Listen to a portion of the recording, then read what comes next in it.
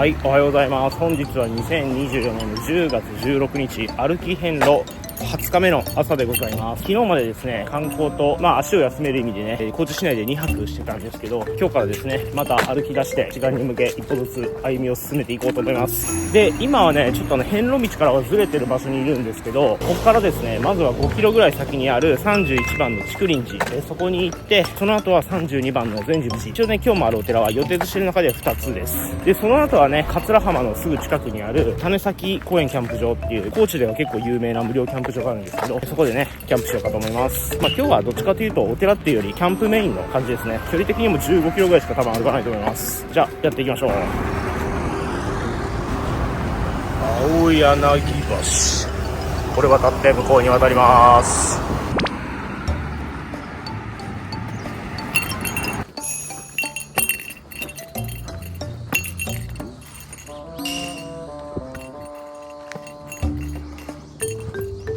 きつっ。こっから階段かい。よいしょ。こんな登る予定じゃなかったのに。よいしょ。これ休み明けの体に結構応えるな。きちい。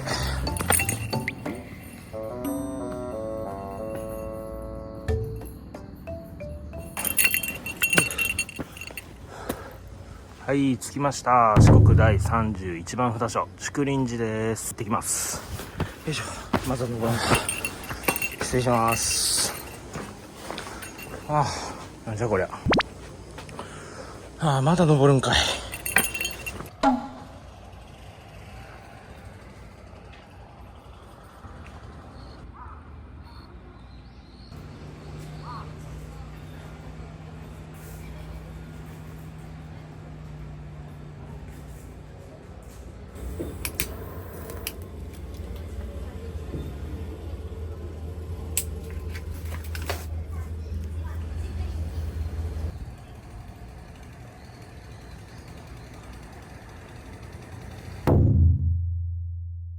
はい、時刻は9時40分ですね。さっき竹林寺を終わって今32番の善寺寺に向かってるんですけど、竹林寺をお参りしてる時にね、アイドルみたいな若い女の子が撮影してましたね。話しかけようかと思ったんですけど、さすがにちょっと勇気が出なかったです。はい。で、そんな話ちょっと置いときまして、次のね、善寺寺までがだいたい距離で5キロちょっとぐらいなんですよ。で、そこから種崎キャンプ場までがだいたい5キロぐらいなんで、今日15キロぐらいなんですけど、ちょっとね、今どうしようかすげえ悩んでますね。種崎公園キャンプ場行きたいんですけど、今日ね、そこで泊まっちゃうと次の日がかなりハードスケジュールになるんですよ。なんでやっぱ先に進んどきたいっていうのがちょっとあるんで、どうしよっかなって今悩んでます。とりあえずその辺はちょっと歩きながら考えましょう。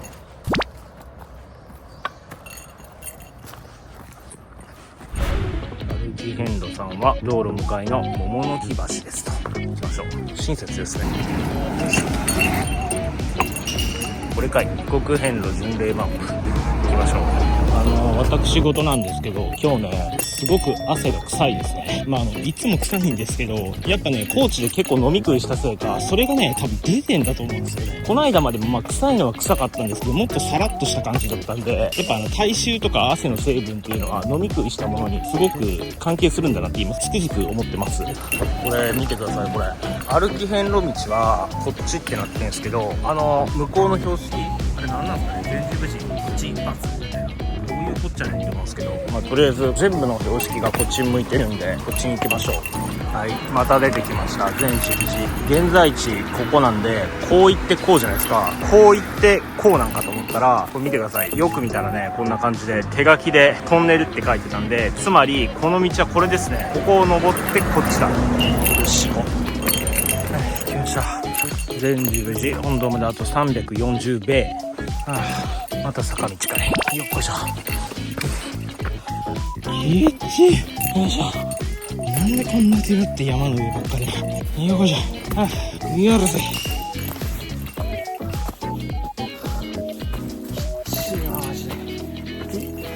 せーの。よいしょ。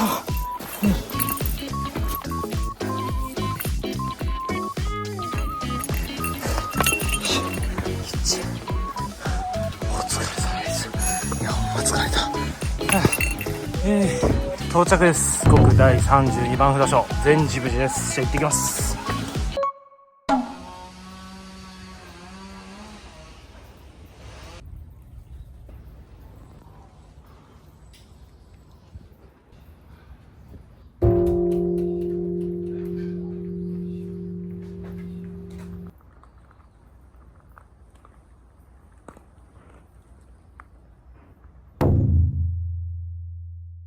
78番札所豪商寺より徒歩25分お遍路3宿泊プラン驚異の2500円です。四国健康村、これは78番まだまだ先ですけど視野に入れとってもいいかもしれないですね。しっかり覚えとこう。はい、時刻は12時15分ですね。さっき32番の善寺寺お参りしてきて、今ですね、今日泊まる予定にしてた谷崎キャンプ場っていうところに歩いて向かってるんですけど、大体距離でここから5キロぐらいだと思います。で、朝言ってたのがね、そこから先に進もうか、それともそこでキャンプするかどうしようか悩んでるって言ったと思うんですけど、決めました。私、今回ですね、種崎キャンプ場に泊まります。っていうのがね、室戸の時、あの時にね、室戸岬でキャンプするかどうしようかって悩んで、結局そこから先の三谷建設工業さんの休憩所で一泊させてもらうっていう感じになったんですけど、やっぱりね、なんか室戸の時も急がなかったらキャンプしたかったなってやっぱ思ってたんですよ。で、今回のね、種崎キャンプ場も前からずっと行きたかったキャンプ場なんで、今回は歩いて歩数を稼ぐっていうよりかは、やっぱキャンプ場に泊まろうかなと思います。ただ、これもですね、今から行っても1時過ぎには多分着いちゃうと思うんで、そこからね、ずっとキャンプするのもまあなんか、悪くはないんですけど、焚き火も多分できないし、ちょっとどうかなと思いましたんで、とりあえずテントを設営したら、このでかい荷物、これだけをテントの中に入れて、桂浜に歩いていきます。で、その後、そこまで行っちゃうと、33番の設計寺っていうお寺が結構すぐ近くにあるんですよ。なんで、設計寺だけお参りして、また種崎キャンプ場に帰ってきて、夜の宴という、そういう感じで、今日ね、ご効果と思います。そういうわけなんで、今日行く予定だったお寺は、竹林寺とさっきの善寺寺、2つだけだったんですけど、設計寺もお参りするっていう形です。桂浜もね、やっぱ高知まで来とるんで、見に行った方がいいでしょう。さすがにね。とりあえず種崎キャンプ場まで歩いて向かいますわ。はい、業務連絡です。善寺寺から種崎キャンプ場に行くこの道路沿いのところに、どなたか iPhone を落としてます。心当たりのある方は取りに来てください。多分これですね、種崎戦勝公園っていうんですよね。行ってみましょう。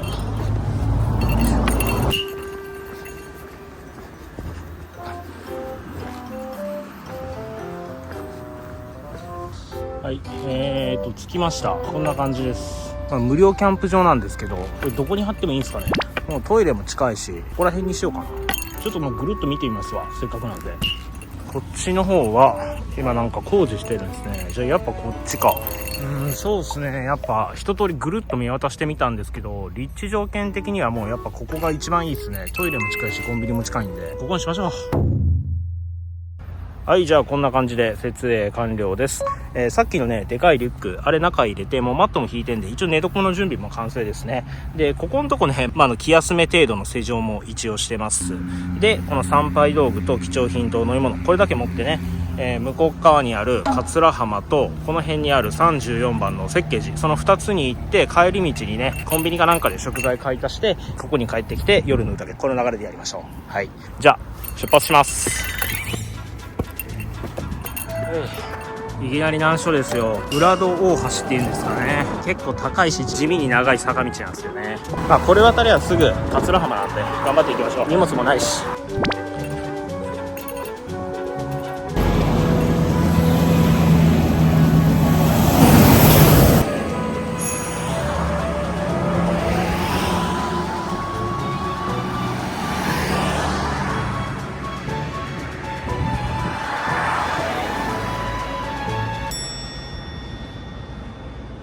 これね、映像的に伝わるかどうかわかんないんですけど、結構な高さなんですよ。で、真横がね、なかなか大きい道路なんで、車がね、もうビンビンビンビン通るんで、そっちも怖いんですよね。ダブルで怖いっていう恐怖スポットですよ。ようこそ月と龍馬の桂浜へ。こっちですね。行きましょう。こっちの方がちょっと近道っぽいんでね、せっかくなんで歩きなんでこっから行こうと思います。いいっすね。もう波の音が聞こえてますよ。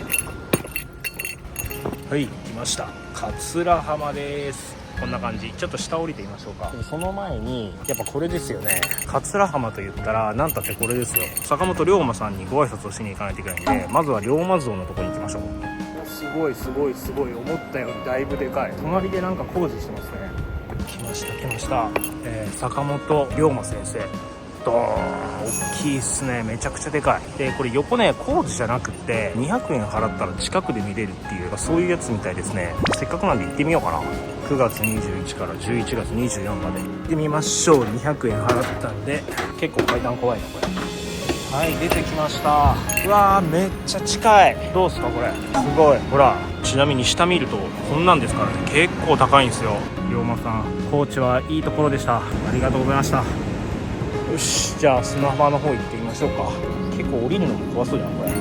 はい、砂浜です。来ました。すごいなんか砂利っぽいというか、よくあるタイプの砂と違う。うわー、すげえじゃん。なんか今までいっぱい綺麗なさ砂浜見てきたけど、ちょっとやっぱ違いますね。趣があるというか、雰囲気やばくないです？めっちゃ綺麗。すごいな。まさにこの景色を見て龍馬さんも少年よ大志を抱けとそう言ったんですね。まさにボーイズビーアンビシャスですよ。こうなんていうのかな、完全なこう砂浜っていうよりかは結構岩礁地帯なんですね。遠浅っていうのはすごいわかるんですけど、あの辺ちょっと岩がボコボコ出てますよ。おいおい、来た来た来た来た来た来た来た来た来た来た来た来た来た。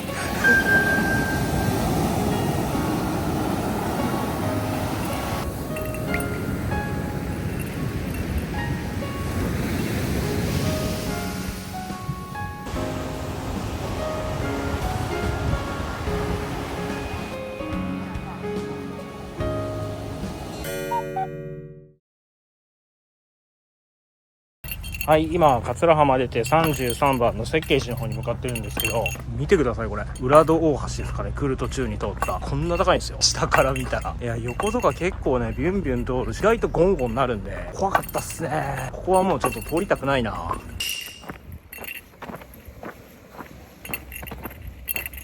設計時こっちです。やっとなんか遍路道の方に戻ってきたような気がするんで、ちょっとずつ標識が出てきてますね。じゃあここを右に曲がったらもうすぐ、あとちょっとで設計時着きます。お遍路さんの宿、高知屋さんですね。結構有名な宿ですよね。俺も前泊まったことあります。そして皆さん到着しました。僕第33番札所設計時です。行ってきます。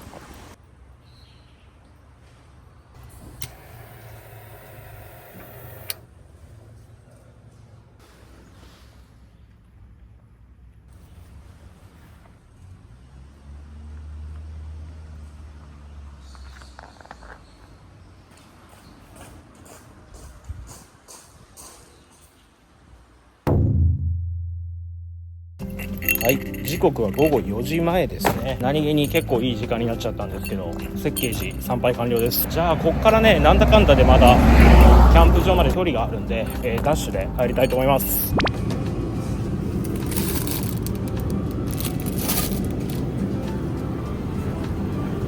はい、食材捕獲完了。今日はキャンプ場で炊事場もあるんで、これでしっかり料理ができます。じゃあ今度こそ本当にキャンプ場までワープ。はい、時刻は7時18分ですね。ちょっとね、会いに来てくださった視聴者さんとお話ししてたら、こんな時間になっちゃったんですけど、早速夜のうだげにね、入っていきましょう。よし。いやー、腹減ったわー、マジで。いつものパターンで、とりあえずはご飯を温めますね。今日はちょっとがっつり食べたい。朝から全然何も食べてないレベルなんで、このくらい水入れて、お、怖え。こうちょっと汗まみれの手ぬぐいでもうふきふきしまして、今のタイミングでもう入れときますね。入らんな、やっぱうまいこと。とりあえずご飯が出来上がってから次の調理に入っていきます。いいよ、おー、パンパンやん。火止めて、よいしょ。ちょっとお湯捨ててきますね。よいしょ。で、これですよ、ミックスもやしニラっていう広島県で同じやつ売ってたんで、これをこの中に入れます。油とかしたねないんで。なんか思っとった3倍ぐらい量が多いな、こう見たら。で、塩コショウちょっと軽めにいこうか。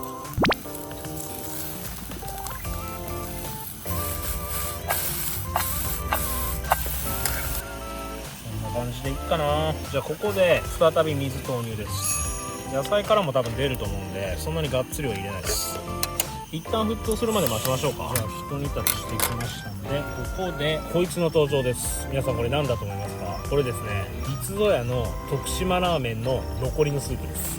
全通りこれ間違いなくうまいでしょ。まずくなるわけがないですからね。で、鍋用ラーメン、多分全部いったら多いと思うんで、とりあえず半分入れよう。残りは頃合い見てもう一回入れます。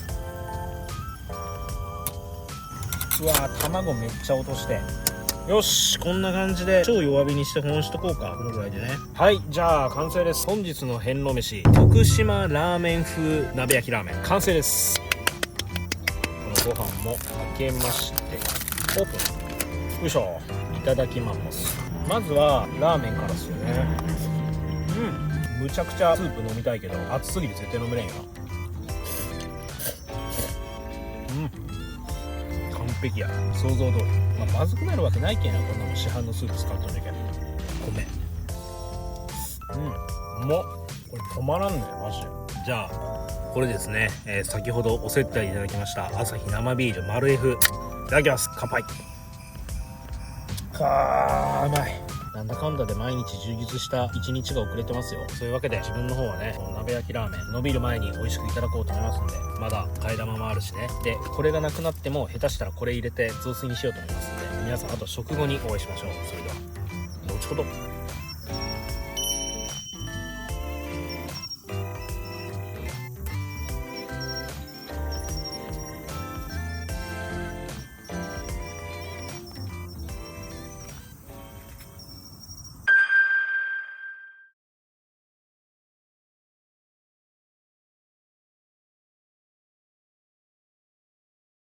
はい、時刻は9時前ですね。先ほどの徳島ラーメン風鍋焼きうどん、あれも食べ終わりまして、これからねちょっとちびちび、ビールもう1本あるんでね、それでも飲もうかなと思ってたんですけど、こちらです。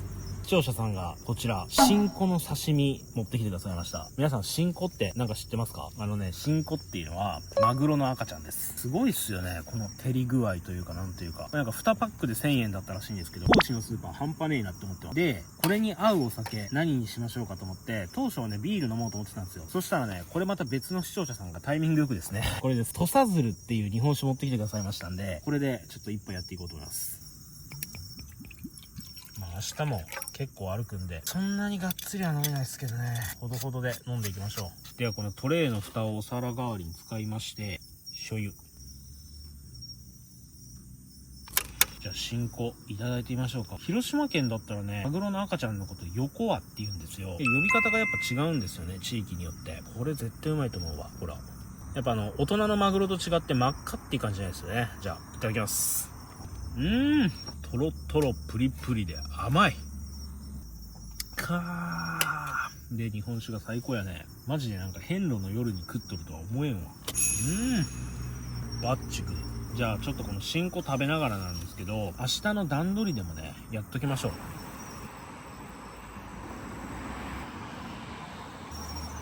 はい、いつもの地図ですね。じゃあこれペラペラっと開きまして、今現在ですね、ここにいます。この種崎公園キャンプ場っていうところですね。で、明日なんですけど、このキャンプ場出るじゃないですか。で、ここがね、ちょっと特殊で、遍路道が2つあるんですよ。まず1個目は、今日桂浜に行く時に通った、これです。この浦戸大橋っていう高い橋あったじゃないですか。あれを通って33番の方に向かうルート。それともう一つですね、こっちからこれです。高知県営フェリーって書いてるんですけど、船でここの道を渡るっていうルートがあるんですよ。これはね、ズルとかそういうのじゃなくって、この船がもう遍路道として認定されてます。もともとね、空海さんとかの時代ってすごい昔じゃないですか。こんな立派な橋あるわけないですよね。だったら空海さんもここはね、船で行ったっていう理論が結構あって、渡船が遍路道として認定されてるっていう感じです。ちなみになんですけど、今日自分の場合はここの浦戸大橋渡って、こっちの桂浜に行って、橋の下をくぐって、この33番設計寺に行ったんですけど、帰り道はですね、こう来て、フェリーに乗って帰りました。初フェリーというか、初めて公共交通機関使いました。ここまで来て。なんか、別にズルしてるわけじゃないんですけど、すごいなんかやっぱ、背徳感みたいなのがありましたね。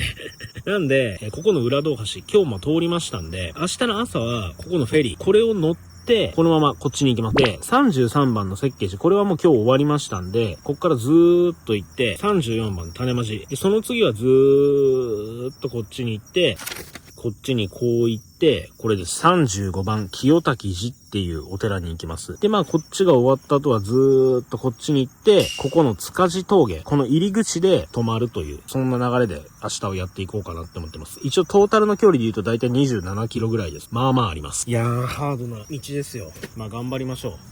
昨日も休んでることですし、高知の目標は何たって30キロ歩ける足を作るっていうのが目標だったんでね。明日は頑張る日。いただきます。そのためにこういうのを食べて力つけときましょう。というわけで明日も朝早いんでね、今日の動画はこのくらいにして自分もね、早めに寝ようと思います。そういうわけで、皆さん今回の動画ご視聴いただき誠にありがとうございます。よろしければチャンネル登録とグッドボタン、あと自分ですね、インスタとツイッターやってますんで、概要欄からそちらもフォローしていただくと非常に嬉しいです。では次回歩き遍路21日目の動画でお会いしましょう。それではしばしのお別れです。バイバイ。